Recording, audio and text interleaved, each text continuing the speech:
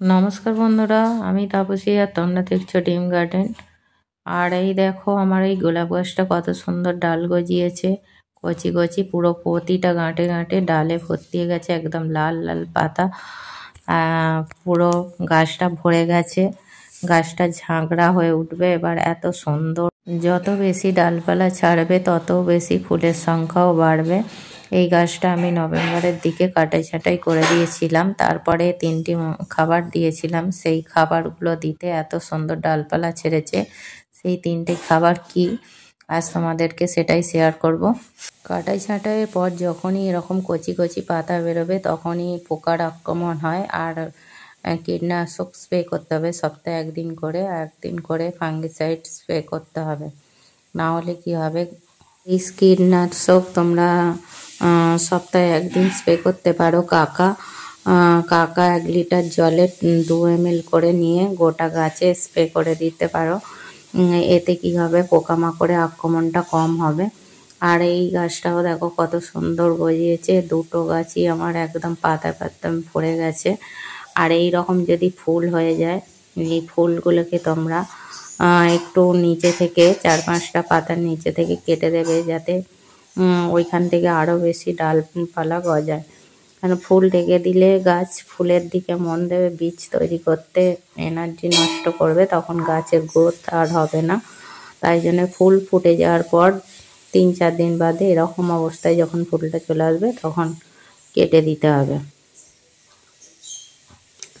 আর সপ্তাহে একদিন করে সাব ফাঙ্গিসাইড স্প্রে করে দিতে পারো।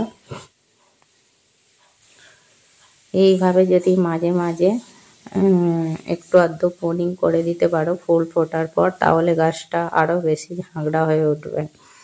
আর এই রকম দেখো পাতার মধ্যে একটা কালো কালো দাগ আসছে, হলদে, এগুলি হচ্ছে ফাঙ্গাসের আক্রমণ হয়েছে। এর জন্য সাপ পাউডার স্প্রে করে দিতে পারো। আর এই যে বলবো 3টে খাবার, যেই খাবারের কথা বলছিলাম, এটা আমি চা পাতাকে ফুটিয়ে নিয়েছি, 1 চামচ চা পাতা। আর এইগুলোই গাছে টাটকা নিম পাতা, ওটাকেও আমি ফুটিয়ে জলটা বার করে নিয়েছি। 1 গ্লাস চা পাতা নিকারটা ফুটিয়ে বার করে নিয়েছি, আর 1 গ্লাস নিম পাতার জল, এই দুটি মিশ্রণকে একসঙ্গে মগে আমি ঢেলে নেব 2 গ্লাস। তোমরা এমনি চা পাতা যে ব্যবহার করা চা পাতাকে ভালো করে দুধ চিনিটা ধুয়ে শুকিয়ে গাছেতে ব্যবহার করতে পারো মাটির সঙ্গে, ওটাও ভালো কাজ দেবে। আমি এটা এমনি টাটকা চা পাতা সেটাকে ফুটিয়ে লিকুইড বানিয়ে নিয়েছি, এটা আরও ভালো কাজ দেবে। লিকুইড হিসাবে দিলে গাছ তাড়াতাড়ি গ্রহণ করতে পারবে। আর এটা হচ্ছে খোল ভেজানো জল, যেটা 4-5 দিন ভিজিয়ে রেখেছিলাম, এইটাও 1 গ্লাস নিয়ে নেব। এই 3টে উপাদানকে একসঙ্গে মিশিয়ে নিতে হবে। চা পাতা আর নিম পাতা ফোটানো যে জলটা আর খোল পচা জল, 3টে 1 গ্লাস করে নিয়ে 3টে একসঙ্গে মিশিয়ে নিয়ে 1 গ্লাস করে প্রতিটা টবে, 8 থেকে 9 ইঞ্চি টবের মধ্যে এরকম 1 গ্লাস করে দিয়ে দিতে হবে সপ্তাহে একদিন করে। তাহলে গাছ সুন্দর এরকম কচি কচি পাতায় ভরে উঠবে।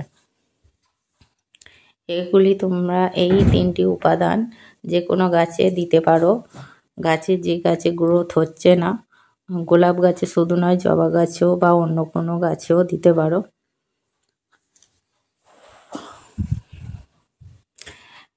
এই দেখো বন্ধুরা, আমরা জবা গাছেও দিয়েছি। জবা গাছে যে গাছেতে পাতা আসছে না সেই গাছেও দেয়া যাবে। আর আমি ফাঙ্গিসাইডটা স্প্রে করে দিলাম। ফাঙ্গিসাইড স্প্রে করার সময় হচ্ছে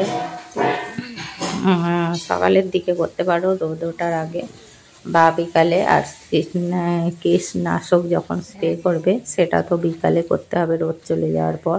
তো এই ছিল আমার ভিডিও, গোলাপ গাছে কিভাবে পরিচর্যা করবে, কিভাবে গ্রোথ বাড়াবে। ভিডিওটা যদি ভালো লাগে লাইক কমেন্ট শেয়ার করবে ও আমার চ্যানেলটিকে সাবস্ক্রাইব করে পাশে থাকবে। দেখা হচ্ছে নতুন কোনো ভিডিও।